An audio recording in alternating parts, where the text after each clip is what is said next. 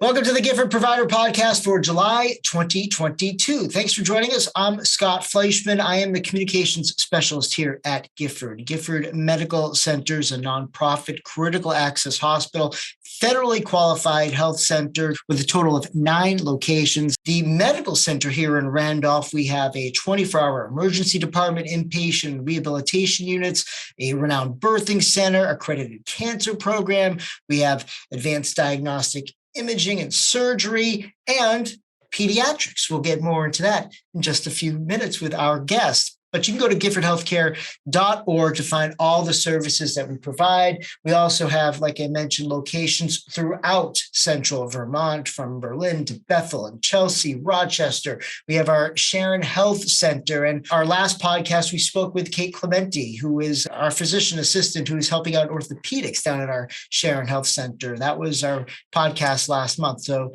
check that out. You can see our podcast on YouTube. We also are available on Spotify, Google Play, Apple Podcasts. Download it, give it a like, leave a 5-star review, comment on it. That just helps us. Time to get into our conversation and our guest this month. It's Dr. Rebecca Kincaid, a pediatrician here at Gifford. In fact, she's a brand new pediatrician here at Gifford, just here for a couple of months now and fitting into our team of pediatricians very well. And we're just so happy to have her, and coming all the way from Utah. Welcome to the show. Well, not coming from Utah today, of course, but came to Gifford from Utah. Dr. Kincaid, how's it going? Great. Happy to be here this morning. How are you?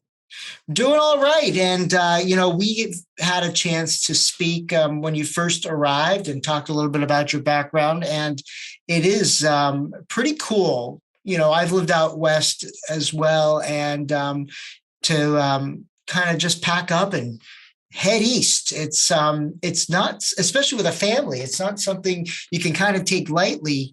But, when you visited your friend, you had a friend who works in medicine in Rutland, Vermont, and you came out here to visit during the pandemic, right? And just fell in love with it. Tell us that story. Yeah. So last summer, I needed a vacation so badly. And normally we go to Canada, but the border was still closed. And so we decided, why don't we get something that's a little bit close to that? So we went to upstate New York and Vermont, and I visited one of my really good friends from college who lives outside of Rutland. And my husband and I just loved it so much that when he got home, my husband said, we have to live there. And I said, sure. And so I started looking at what jobs were available out in Vermont. And this just looked like the perfect opportunity for us. I love the idea of living in a smaller town, smaller community where everyone knows each other. I'm really excited about going back to doing full spectrum medicine, where we do deliveries and inpatient medicine, as well as doing outpatient medicine. And I'm really excited to live in a community where everybody knows each other. And it's really nice because, at least as far as availability of activities and hobbies and things, I love to ski. I love to be outside. I can do very similar things here that I did in Utah. Just the climate's a little different in a good way.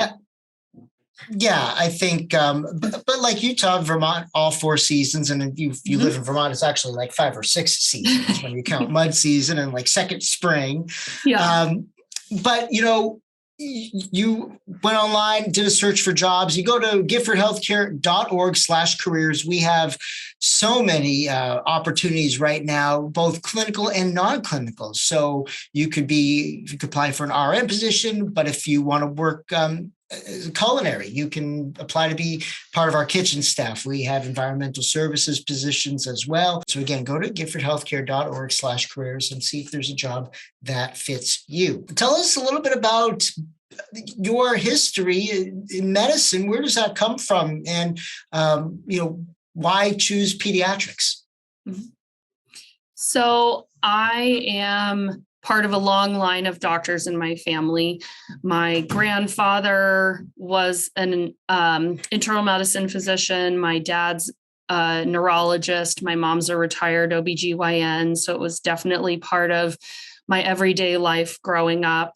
And my parents made it work well for our family. And so I had always just assumed that was going to be a really great path for me to go in as well, just being in medicine. And I've always loved working with kids. Even as a young teenager, I babysat. And so taking care of kids has always been very natural for me. I have kind of a silly personality. And so I love that about kids, that they're always just so happy and silly. Even when they're sick, they still want to talk about race cars and unicorns. And I just find that very refreshing and joyful now that I'm an adult. So pediatrics has always been the direction I knew I was going to go in. I went to medical school at Indiana University, which is where I'm from, Indiana, and then ended up in Salt Lake City for residency and for my first job, because I love skiing and I love being outdoors, and I have family in Salt Lake City. And it was a great place to do training because the volumes of patients, so many babies, so many kids to see. And then once I got out of residency and had a family of my own, I realized I would really like to be out of the big city. I'd like to be in a place that has lots of nature and space to explore and big yards like I had growing up. And so when I came to visit Randolph, I was like, this is where I'm meant to be. This is where my kids are going to grow up. It just has all those things. What part of Indiana did you grow up? Near Indianapolis or? Indianapolis. Mm-hmm. You did grow up in Indianapolis. Mm-hmm. So you did have big city life growing up. Sort of. Like, unless you actually live downtown, I lived very close to downtown, maybe like five or so miles from downtown, but we still had big yards and lots of trees. It's very suburban. And, I missed that. Being in Salt Lake, it was small yards, not much grass because of the climate. And I really wanted to have all that greenery back again. Colts fan? I'm not a huge sports person. I like to do sports, not watch them. That's okay, especially if I'd rather you say you weren't a sports fan than a Colts fan. So that's good. Oh, okay. But were you growing up there when Peyton Manning was in his prime or? Yeah. Uh-huh. Yeah. Yep. Mm-hmm. That was actually exciting. That's kind of the first time I got actually excited about sports. I was like, wow, there's some good stuff coming from something Indiana to talk about. Yeah. Yeah. I'm like that when I played soccer. I played soccer for a really long time and never could watch it. Just hate watching it. But I like playing it, but I don't like watching it. And it's like doctors watching shows about doctoring. You just find all the things that annoy you about it. Like, that's not real. That's not how that works. Yeah. Same when I watch Newsroom, anything about a newsroom show, any show that's set in a newsroom, it's like, that's not how it goes. That's not how it works. That's not how it works. But so you've come here to Randolph and you joined our team of 3 other pediatricians, Joe Pelletier, Courtney Riley, and Christina DiNicola. Yeah. Mm-hmm. And so talk about the dynamic there, because these are, 3 great people who, Joe's and Christina both been here a while now. Courtney's been here, left, came back. So they're very seasoned, right? And they know this area and they know Gifford. How's it been fitting in with them? It's been great. They are a great group of people. They seem to get along very well, which is so important to me, to have a work environment that is fun and enjoyable. We all have to spend so much time together and deal with a lot of very stressful things. And it's very important to me to feel that kind of support and family, just warm feelings, taking care of each other, because this is a really stressful career to be in. And especially now in medicine, it's been a hard last 2 years. And so that support is so important. And I felt that even when I came out to interview, when I had dinner at Josh White's house with his family and the whole peds group. And I just felt like, wow, this is a group of people that I could be friends with and work with. It just felt right.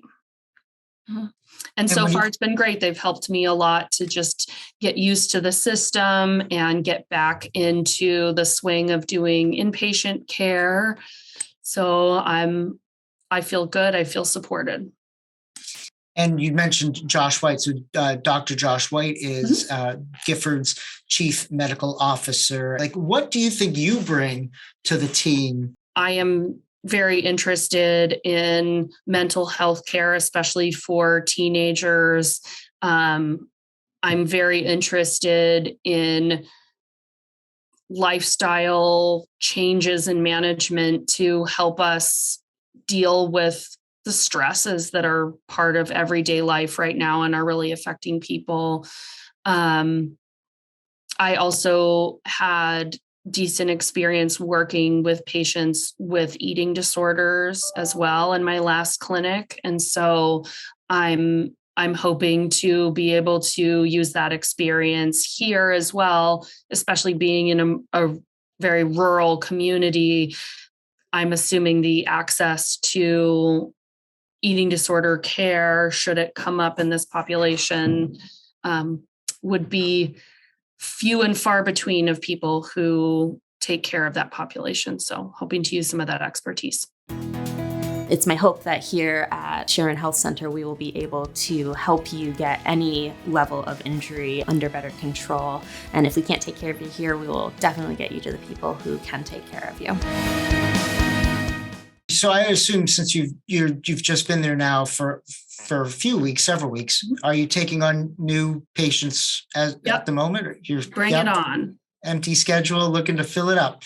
Yeah. Well, I have felt like I'm definitely needed here every day. I get filled up with all the sick visits and injuries that are coming through, and it's giving me lots of great experience for knowing what kinds of services I can offer here, which has been amazing. Like, I feel like I can do so much here, and it's so much easier to do. I can see a patient in the office who fell, and I'm pretty sure they have a fracture. I can send them across the street, get their x-ray done, bring them back here, and then we just figure out where we get the splinting materials from. We walk over to the ER and get the materials we need. I can splint them and either see them back here in clinic, and I could do the casting myself, or I can send them over to ortho. That is so refreshing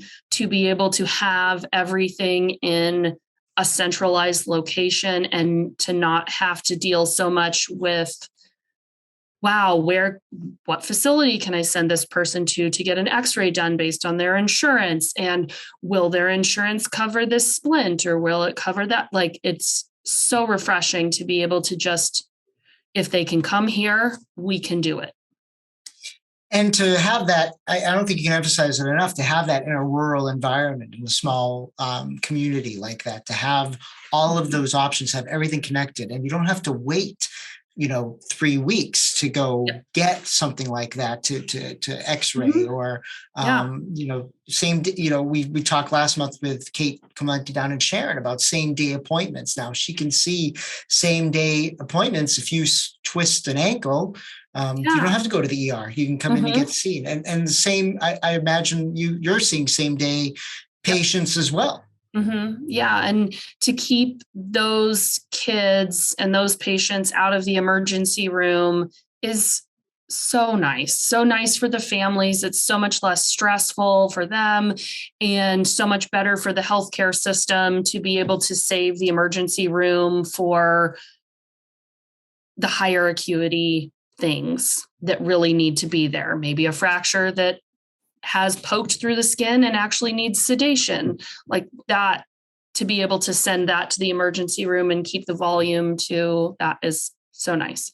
So I feel busy and needed here already. Plenty of patients. One of the things is plenty of patients. One of the focuses you really want to make an impact with is with teenagers. First of all, let's talk about, where that comes from, where, the passion for working with teenagers, where that comes from. I think that it, for me, has to do with some of the experiences I've had in my life, where I remember as a teenager, it being really hard to talk to your parents about things that you are experiencing, emotional issues, trouble at school. It's hard to talk to your parents about it. And as a teenager, I did some therapy that really helped me work through some anxieties that I had that were really getting in the way of my functioning. And it made a huge difference for me and got me to where I am now. And I do realize that one of the wonderful benefits of therapy is just to have that third party outside of your emotional bubble, meaning, or your support bubble, like your parents and your siblings and your friends, someone who's not emotionally connected or tied to you, to help you work through some of those really difficult things is really important. And teenagers specifically, developmentally, they're going through the time in their life where they are appropriately separating themselves from their family. They're emotionally preparing themselves for when they do leave the house and move on and have to take care of themselves. But that also can be really difficult when they're having a hard time emotionally, is that natural pull away from the family as they're developing that sense of independence. But then also, if they are struggling, then figuring out how do you help them. And that third party of a therapist or your pediatrician that and trust, having that extra person outside of the family to talk to about the really difficult stuff is so important. And everybody needs at least one trusted adult that they can ask anything to and not feel judgment, not feel like they're going to get in trouble. And for some kids, most kids, it is their parents, but for some kids, it's not. And so to be that extra trusted adult in their life is an honor and a privilege. And I'm so happy to be that person for them, no matter what the concern is. Keeping one thing that I do find that is kind of tough in the teenage population, I think as a community, we are very used to taking our little kids in for their regular appointments. Up until kindergarten, we see kids for their regular appointments. And then after kindergarten, and especially into teenage years, it starts dropping off. Kids don't come in every year for their wellness visits because they're busy, because it's hard to take time off of school to come in and see their doctor. We have sports after school. It's just life gets in the way. And it still is so important to keep your kids coming in every year for their wellness visit, because that wellness visit continues to keep that established relationship, that connection with the child and the family. And also the screening things that we do help identify issues that maybe parents have some concerns about, but really don't know how deep it is. Especially when it comes to mental health care, we screen all of our teenagers for depression and anxiety, and screening for thoughts of self-harm, suicidality. It is incredibly important. And in even like the wellness visit situation, that's the best time to start talking about those kinds of things. And I've said this, I think, on this podcast a couple of times. I mean, you have a physical you're supposed to have your physical every year, right? Mm-hmm. Reflexes, heart, chest, lungs, you listen to all of it. And there's nothing like that for mental health. And now more than ever, I feel like if you are going to have a physical, you should have a mental health physical as well once a year, that's why, least once a year, right?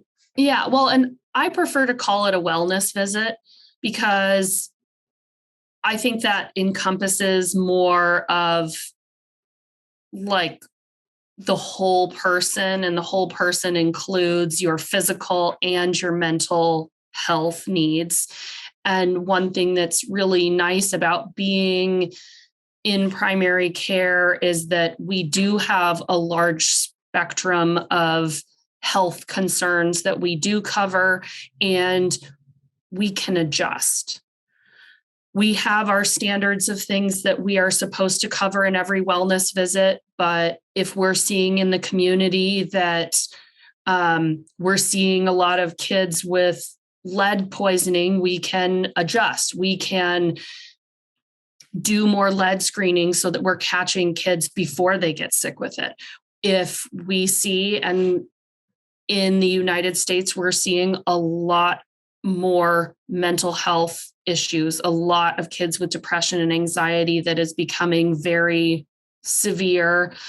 Suicide is one of the leading causes of death in teenagers now. And we've adjusted. We've adjusted from not screening for mental health care issues to every patient when they come in for their wellness visit, their just normal physical wellness visit, we screen everybody for depression, anxiety, and suicidality. And I have been surprised, and parents have been surprised when their child by themselves fills out the screening questionnaire and they answer, "I've thought about harming myself several times this week."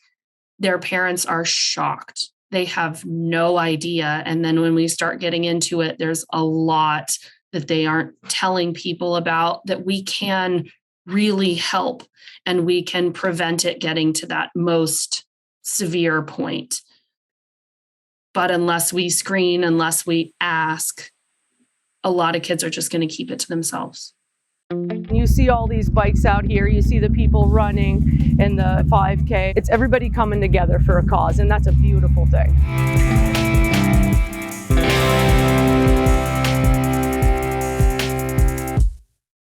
Obviously, the last couple of years have made it worse. Mm-hmm. Can we bounce back from that? Do you think that these teenagers who have gone through this pandemic will be able to get through those 2 years of isolation, mm-hmm. lack of education in some instances, no, obviously, not being social, missing out on that?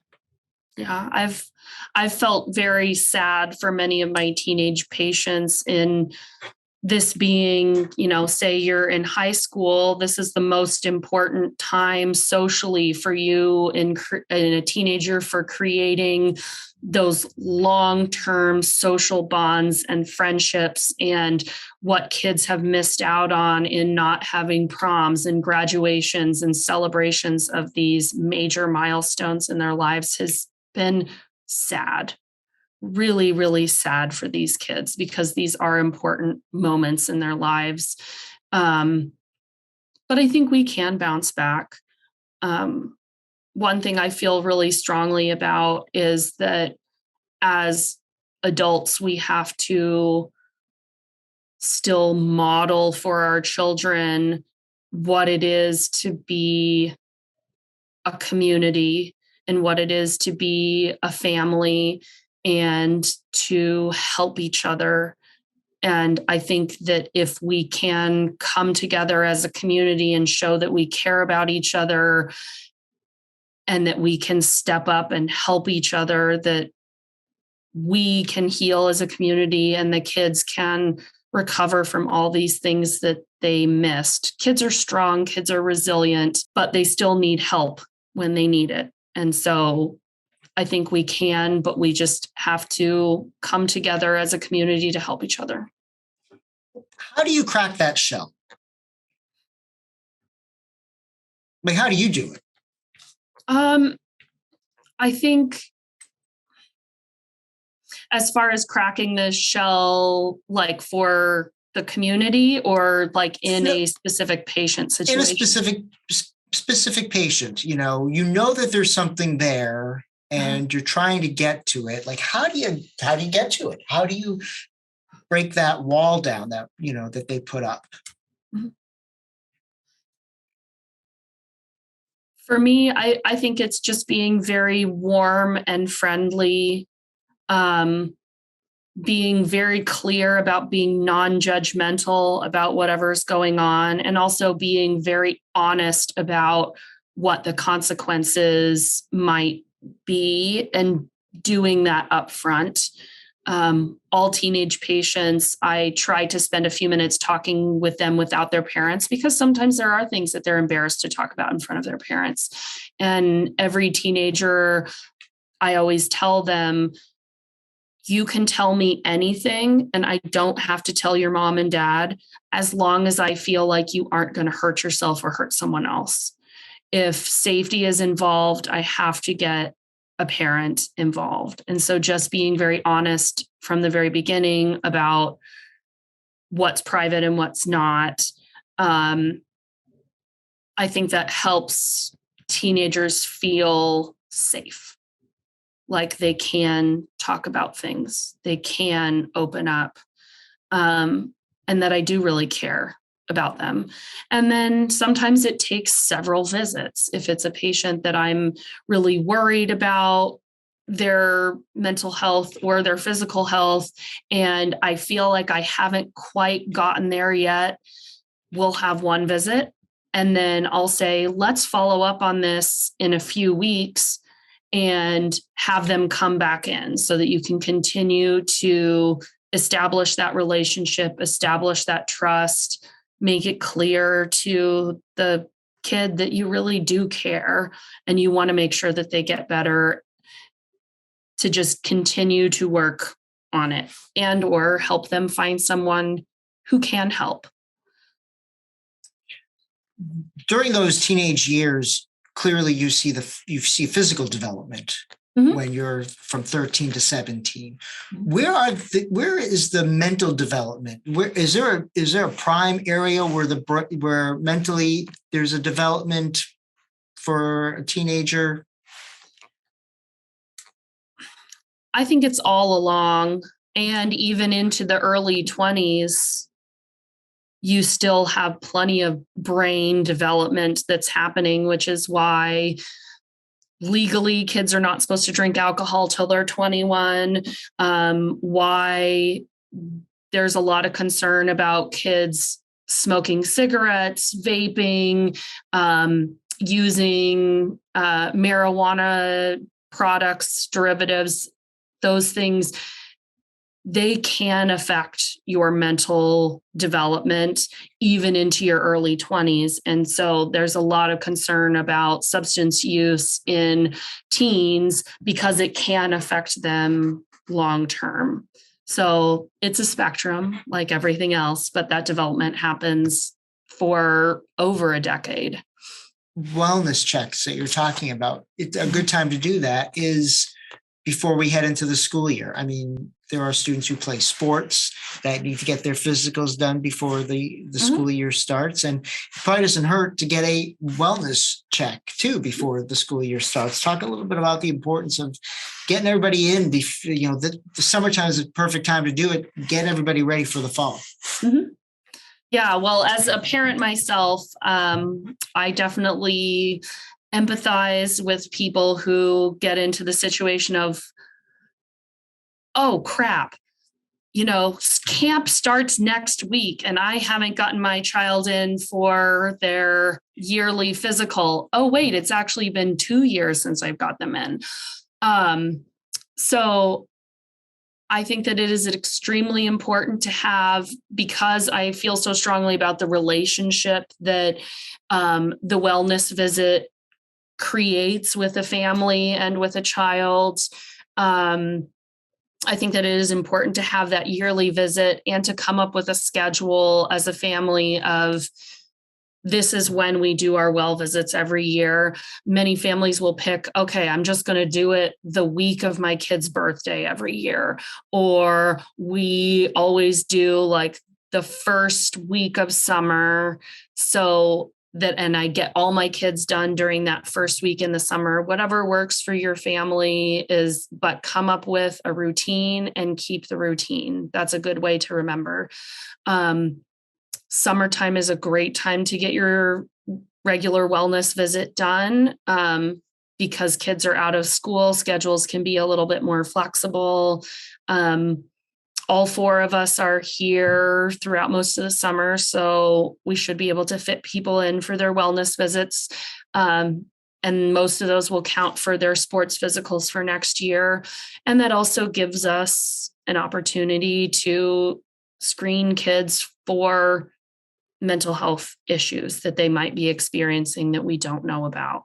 Because we'll do that at all of our teenage visits.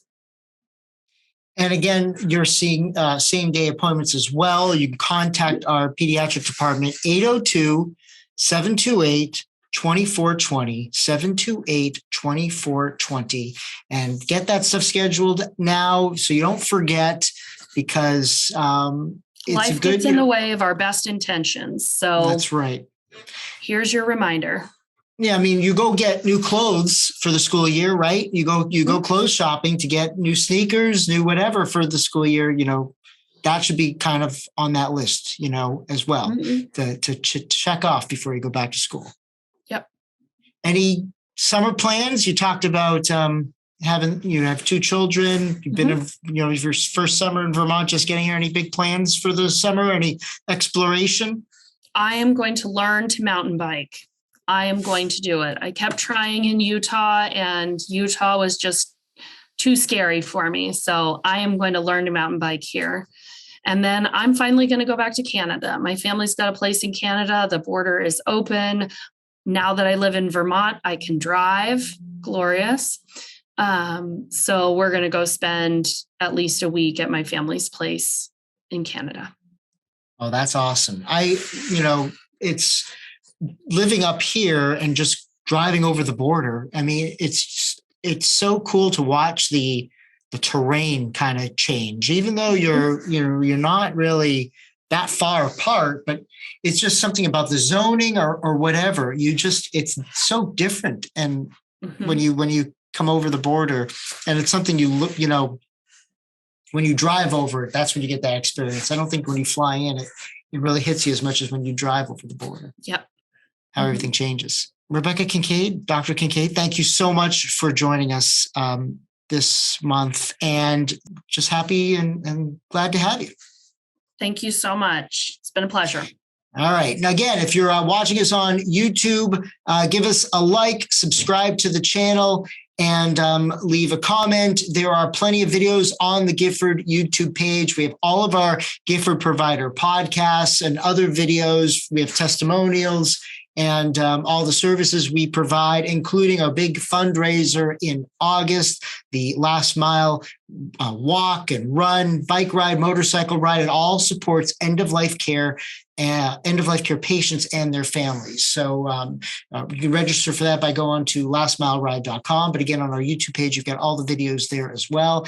And again, if you want to reach out to Dr. Kincaid or any of our pediatricians here at Gifford, it's 802-728-2420. We have more information on all the services and locations that we have here at Gifford by going to our website, giffordhealthcare.org. That's going to do it for this edition of the Gifford Provider Podcast, and we will see you next month for a new topic here. Take care.